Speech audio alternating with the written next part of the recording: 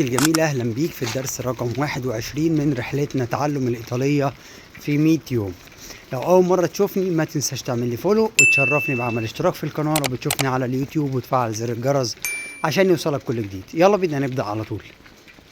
النهاردة هنتعلم مع بعض ازاي تقول رايح فين وجاي منين. رايح فين يعني ايه؟ يعني دوفي فاي، دوفي فاي، دوفي فاي، يعني رايح فين.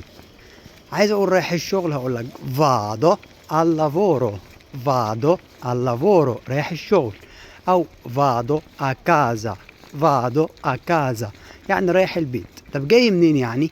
da dove vieni، da dove vieni يعني جاي منين. هقول لك vengo dall'Italia يعني جاي من ايطاليا، او هقول لك جاي من البيت هقول لك vengo da casa يعني انا جاي من البيت. هقول لك مثلا سؤال، هقول لك دوفي فاي اورا، دوفي فاي اورا رايح فين دلوقتي؟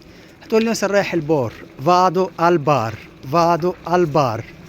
اوكي، جملة مع بعض كده ناخدها.